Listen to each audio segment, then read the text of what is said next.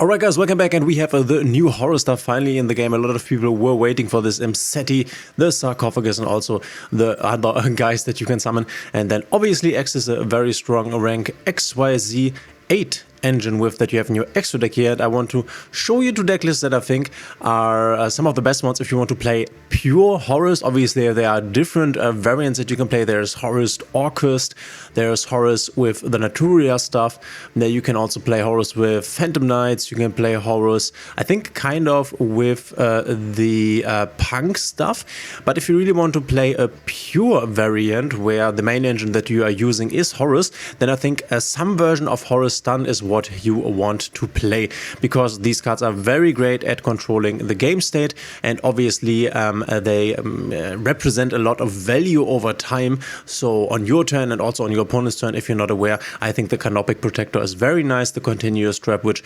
basically the sarcophagus gives you the ability to summon every Horus monster once on your turn, and then if they are in the grave because you have used them for some of the XYZ material stuff here, then you can also use the Canopic Protector once per chain. When your opponent activates a card effect, you can special summon one Horus monster from your hand or graveyard, by the way also from the hand, which is quite nice. But for the rest of this turn you cannot special summon monsters with the same name. Doesn't really matter because you do it on your opponent's turn most likely, giving you the ability to get all of your 4 Horus monsters back. And this is very strong because, as you remember, if if any card leaves the field, then the effects will trigger.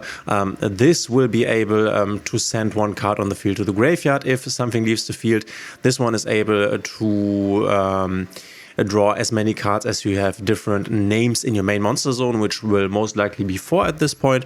Then you have your Happy, which can target 2 cards that are banished or in either, or in the graveyards, either graveyards, add both to the hand or shuffle both into the deck, which is awesome because it can get you back resources, but you can also shuffle stuff from your opponent's graveyard back into his deck, like Snake Eye stuff, Telement stuff, whatever stuff that he wants to have in the graveyard. And then this one protects all the other Horus monsters from being targeted with card effect and 4 attacks basically. So this is what is really nice about the trap in my opinion, and you want to use this engine here together with some Floodgates in order to stop your opponent and create advantage over time. I will show you another variant in a moment where there is a heavier Kashtira engine in there. Other cards that you could also decide to play here is a very prominent TCG tech, Deck Lockdown. Obviously all the Floodgates, keep this in mind, are good when you go first and not that useful if you go second. If you go second, then you would just go and discard your Floodgates for the King Sarcophagus to get your Horus monsters into the grave to get back control over the game state. Obviously this is better going first. Deck Lockdown, for example, neither player can add cards from the deck to their hand except by drawing them. This holds for 2 turns, which is quite nice. This tops Snake Eyes, this tops a lot of decks. This is basically a continuous draw and lockbird. For you it's not that problematic because you can use your Sarcophagus that you normally have already established before and then just revive all your guys from the grave, getting you more advantage through your XYZ package here. You can also use your Sarcophagus to dump stuff into the graveyard, which is also not affected by the Deck Lockdown. Also a cool thing that you could put in here. I, for example, have put in a Skill Drain. Obviously Skill Drain, you have big monsters with high attack points here that obviously want their effects, but then again they don't really care if they don't have their effects, and you can resummon them all the time. So even if your opponent is able to battle over Seti with 3000 attack, then that's no problem because you can just get it back with the Canopic or with the King Sarcophagus or with the field spell. So yeah, then we have Summon Limit, also very nice obviously against Snake Eyes, also a bit bad you could say against yourself, but I think it's okay because if your opponent is only able to, for example, summon very weak Snake Eyes monsters or whatever, you can also really hinder your Branded Despair opponent from playing the game by doing this here, and then you can bring back your big bodies here, then you will be in a good position. And then we have obviously stuff that helps us going second here with Forbidden Droplet, Super Polies, the targets are here in the extra deck, Nips and stuff, and the Tactics. Obviously we're playing Maxi because it's just such a good card. And then 2 very interesting monsters here, because in this deck, if you have not figured it out at this point, we don't really have a normal summon, right? We have the Kashtira monsters here and we have the Horus monsters, which none of them want to be normal summoned, but we have Majesty's Fiend and Vanity's Ruler, which, now that I see it, this is not the monster that should be in there. Wait a second. There should be the super rare monster in there.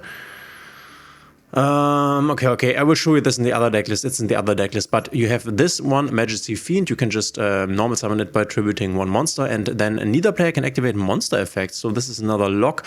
This is very, very strong. I will quickly go over and show you the other deck list. But before, we can quickly talk over some of the extra deck monsters, ones that are really nice. So you can see that I have put some of the rank 7 Expertise in here because of Kashtira, and then there are nice level 8 Expertise that you can make. This spell negate here that can also attach stuff. Then you have the Coach King Giant Trainer, which you can make with with 3 level 8 monsters, and you can draw 3 cards. So you can dump cards to the graveyard with the sarcophagus, and then you have a low hand count, and then you can, with 3 of these bodies, make a Coach King Giant Trainer and then draw 3 cards, which is quite amazing. You obviously have one of the best ones, the number 90 Galaxy Eyes Photon Lord, which is a monster negate. Then you have Dingursu, which you can use to destroy something. You have Zombie Vampire, which is definitely a card that you want to go in first with your Horus monsters, I think. In an optimal turn, you would be able to go into a Zombie Vampire and then a Galaxy Eyes Photon Lord, because the Zombie Vampire can also dump you more Horus cards to the graveyard that you can then reborn, but also will be able to resummon a body either from your graveyard or from your opponent's graveyard that has been dumped with the Zombie Vampire. So this gives you a lot of pluses, a very important card that you can then obviously also overlay into a Zeus if you're attacked with this. You see the point. So it's all about stopping your opponent, slowing down your opponent, and then winning with this enormously strong recycling engine that is Horus, basically. If your opponent cannot get rid of your King Sarcophagus or your Wards of the Imperial Tomb, basically King Sarcophagus as a field spell, though the King Sarcophagus is better than is the field spell, but the field spell is also named King Sarcophagus. So as long as you have the Horus monster in your graveyard, you can resummon them via the field spell, via the King Sarcophagus, so it's just crazy. Let me hop over and show you a Kashtira heavier version that you can also go play if you want to. And there we also have the other guy that I wanted to show you. Oh no, this was this one. Sorry, this is the right one. So the other card that you also have in here is the Vanity's Fiend. Cannot be special summoned, neither player can special summon monsters.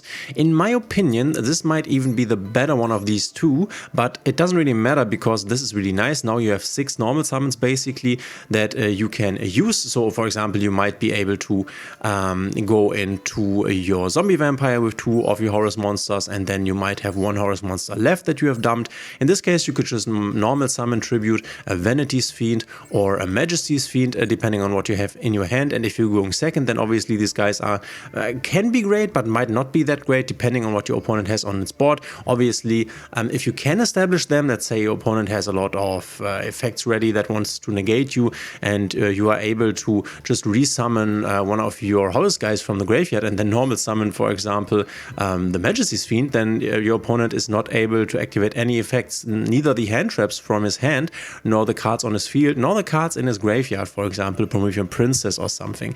And the cool thing is that if, for example, you already have your King Sarcophagus up and you have a Horus card in the grave, then you are also activating nothing. So your opponent can't even hand trap you because you are not performing any action that can be negated, because the summon from the Horus guys from the graveyard, if you not know that, is inherent, which means this is not an effect. It's not like I activate the effect of Imseti to summon himself. He can just summon, like Kashtira Fenrir or Kashtira Unicorn can just summon, or like you can just summon from the extra deck. This just happens, right?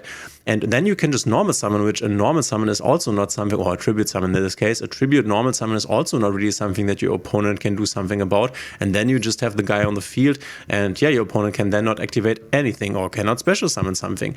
I guess this one is better when you go first, lock your opponent, and this one is better when going second into a board, because then your opponent cannot activate monster effects. In this variant, we are playing a bigger Kashtira engine with 2 births and 2 unicorns, but in this case, there are no rank 7s in here. You could definitely put rank 7s in here. We also have the skill package with the 7 Sins and Pain Gainer, but this plays also Excel Synchron and Baron de Fleur package, because we are playing Gammas and Drivers. If you're not aware of this, if you activate these on your turn and you get these down to your field, this is a level 8 Synchro, getting you into Excel Synchro Stardust Dragon, which can then revive the Gamma, and then you can go into a Baron for free on your turn. That's quite nice. In comparison to the other list, nothing too special here. We have Solemn Strikes and Solemn Judgments in here. Obviously, you could also go ahead, put Super Polis in here, put Evenly Matched in here. This really depends on how you want to play this. Obviously, this is better going first, and putting in Evenly Matched, for example, would be better going second. But a stun version version would look something like this list, or the list I showed you before. We are talking the pure version, right?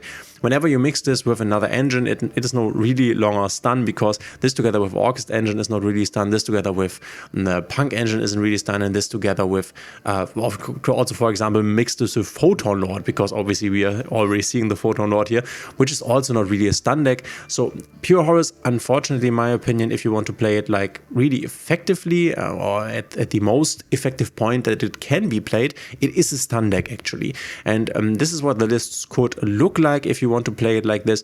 I think if you want to play the pure version, or if you want to play any like a very Horus intense version of this deck, you need 3 sarcophagus. Otherwise, keep in mind that the base package that you want is 1 Happy, 3 Amseti, and 1 sarcophagus, which will be enough to splash this as a side engine into any deck. But if you want to be, or if you want this engine to have a higher impact in the deck that you are playing, then you definitely want to go for 3 sarcophagus. So keep this in mind. Guys, let me know in the comments what do you think of this deck list. How are you playing your Horus cards? Let me know in the comments. If you like my videos, please consider subscribing, hitting the thumbs up and the notification bell. Nice to have you here, and we will see each other in the next one.